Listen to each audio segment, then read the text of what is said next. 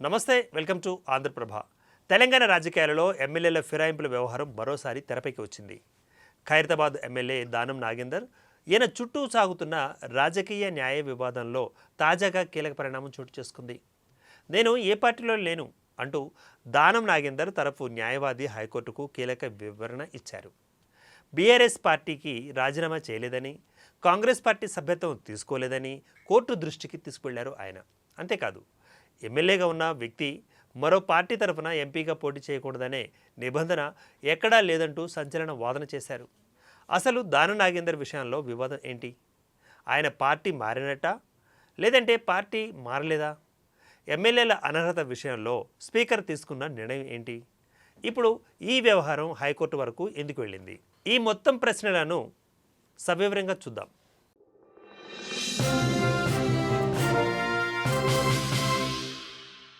తెలంగాణలో ఎమ్మెల్యేల పార్టీ ఫిరాయింపుల అంశం కొంతకాలంగా రాజకీయంగా హాట్ టాపిక్గా కొనసాగుతోంది. ఒక పార్టీ గుర్తుపై ఎమ్మెల్యేగా గెలిచి అటు తర్వాత మరొక పార్టీతో కలిసి పనిచేయడం, మరో పార్టీ కార్యక్రమాలలో పాల్గొనడం, మరో పార్టీ తరపున ఎన్నికలలో పోటీ చేయడం, ఇటువంటి అంశాలు రాజకీయంగానే కాకుండా న్యాయపరంగానూ చర్చకు దారితీస్తున్నాయి. ఇలాంటి నేపథ్యంలోనే ఖైరతాబాద్ ఎమ్మెల్యే దానం నాగేందర్ వ్యవహారం మరోసారి తెరపైకి వచ్చింది. దానం నాగేందర్ బీఆర్ఎస్ నుంచి ఎమ్మెల్యేగా గెలిచారు. అటు తర్వాత ఆయన కాంగ్రెస్ పార్టీతో సన్నిహితంగా వ్యవహరించారనే ప్రచారం కూడా కొనసాగింది. తదుపరి ఆయన కాంగ్రెస్ తరపున లోక్సభ ఎన్నికలలో పోటీ చేయడం కూడా రాజకీయంగా తీవ్ర చర్చకు దారితీస్తుంది. దీంతో ఆయన పార్టీ మారారా? పార్టీ మారితే ఎమ్మెల్యే పదవికి అనర్హత వస్తుందా అనే ప్రశ్నలు తెరపైకి వచ్చేశాయి.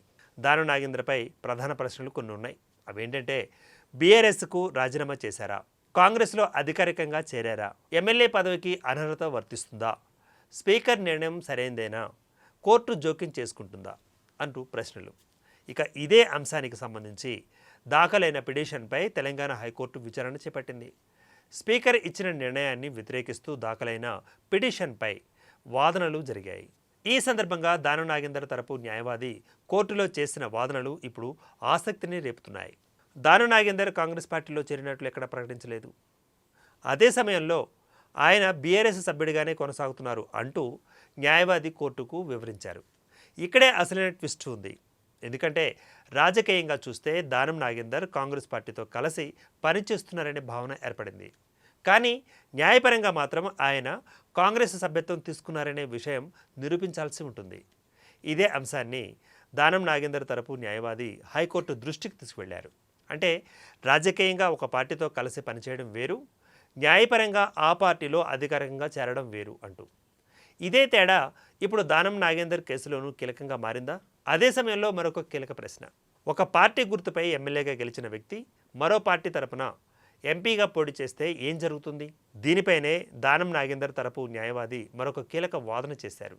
ఎమ్మెల్యేగా ఉన్న వ్యక్తి ఇతర పార్టీ నుంచి ఎంపీగా పోటీ చేయకూడదని ఎక్కడా నిబంధన లేదంటూ దానం నాగేందర్ తరపు న్యాయవాది హైకోర్టుకు వివరించారు.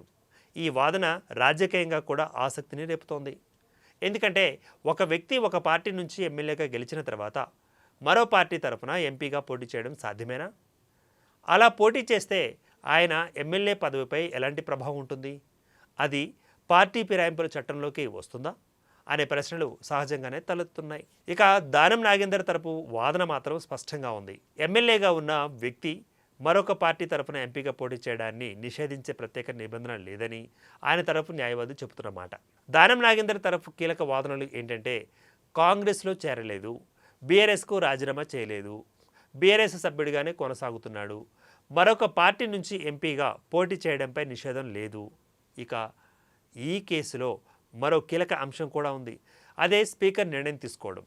ఎమ్మెల్యేల పార్టీ ఫిరాయింపుల విషయంలో స్పీకర్కు ఉన్న అధికారాలు, ఆ అధికారాల పరిధి, స్పీకర్ తీసుకున్న నిర్ణయంపై న్యాయస్థానాలు ఎప్పుడు జోక్యం చేసుకోవాలి అనేది కూడా కీలకంగా మారింది. దానం నాగేందర్ తరపు న్యాయవాది ఈ విషయంలోనూ స్పష్టమైన వాదన చేశారు. న్యాయ నిబంధనల ప్రకారమే స్పీకర్ నిర్ణయం తీసుకున్నారు అని కోర్టుకు తెలియజేశారు. స్పీకర్ నిర్ణయంలో తప్పు ఉన్నప్పుడు మాత్రమే కోర్టులు జోక్యం చేసుకోవాలని వాదించారు. ఈ కేసులో స్పీకర్ నిర్ణయంలో ఎలాంటి తప్పు లేదని, అందువలన కోర్టు జోక్యం చేసుకోవాల్సిన అవసరం కూడా లేదని అన్నారు. అయితే ఇక్కడ మరొక కీలక ప్రశ్న, స్పీకర్ నిర్ణయాన్ని కోర్టు ప్రశ్నించగలదా? ఒకవేళ ప్రశ్నిస్తే ఏ పరిస్థితుల్లో ప్రశ్నిస్తుంది? స్పీకర్ తీసుకున్న నిర్ణయంలో లోపం ఉందని కోర్టు భావిస్తే ఏం జరుగుతుంది? ఇదే అంశం ఇప్పుడు ఈ కేసులో అత్యంత కీలకంగా మారింది. భారత రాజ్యాంగ వ్యవస్థలో స్పీకర్కు ఒక ప్రత్యేక స్థానం అంటూ ఉంటుంది. అదే సమయంలో స్పీకర్ తీసుకున్న ప్రతి నిర్ణయం న్యాయ సమీక్షకు పూర్తిగా అతీతంగా ఉండదు. అయితే కోర్టులు సాధారణంగా స్పీకర్ నిర్ణయాలలో జోక్యం చేసుకునే విషయంలో కొన్ని న్యాయపరమైన పరిమితులను పరిశీలిస్తాయి. అందుకే దానం నాగేందర్ తరపు న్యాయవాది స్పీకర్ తీసుకున్న నిర్ణయంలో తప్పు ఉన్నప్పుడే కోర్టులు జోక్యం చేసుకోవాలి అంటూ వాదించారు. ఇప్పుడు అసలైన విషయం, స్పీకర్ నిర్ణయంలో నిజంగా తప్పు ఉందా, లేక న్యాయ నిబంధనలకు అనుగుణంగానే నిర్ణయం తీసుకున్నారా?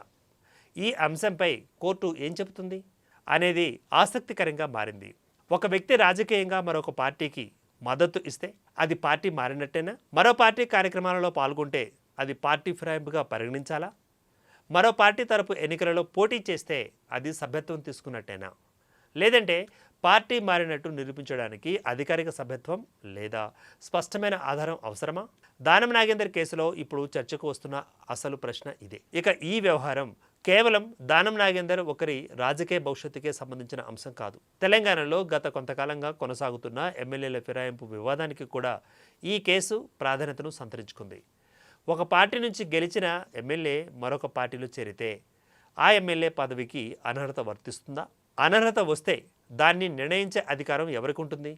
స్పీకర్ నిర్ణయం తీసుకున్న తర్వాత కోర్టు పాత్ర ఎంతవరకు ఉంటుంది? ఇలాంటి ప్రశ్నలు అన్నింటికీ ఈ కేసు విచారణలో సమాధానాలు దొరికే అవకాశం ఉంది. అయితే ఇప్పటి వరకు దానం నాగేందర్ తరపున హైకోర్టులో వినిపించిన వాదనలను ఒకసారి సింపుల్గా అర్థం చేసుకుందాం. దానం నాగేందర్ తరపు వాదన ఏంటి? మొదటిది, బీఆర్ఎస్ పార్టీకి రాజీనామా చేయలేదు. రెండవది, కాంగ్రెస్ పార్టీలో సభ్యత్వం తీసుకోలేదు. మూడవది, కాంగ్రెస్లో చేరినట్లుగా అధికారికంగా ప్రకటించలేదు. నాలుగవది, బీఆర్ఎస్ సభ్యుడిగానే కొనసాగుతున్నాడు.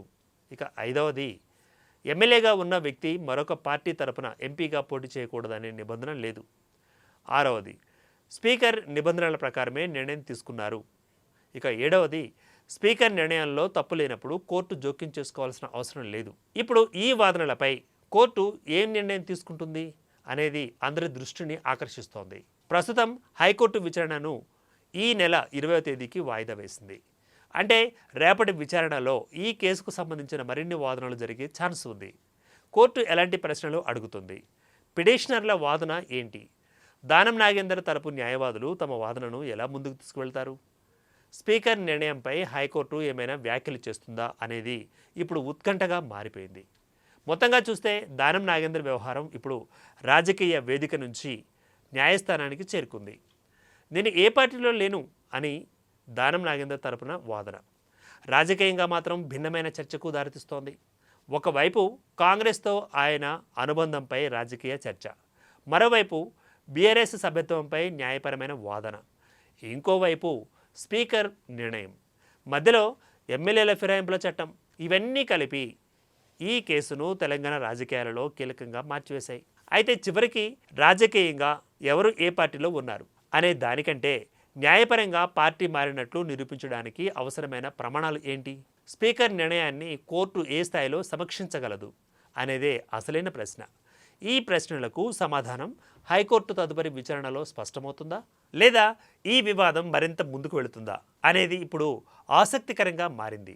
దానం నాగేందర్ కేసులో తదుపరి పరిణామాలపై అందరి దృష్టి ఇప్పుడు హైకోర్టు వైపే ఉంది. ఏం జరుగుతుందో వెచ్చుద్దాం. Keep watching Andhraprabha.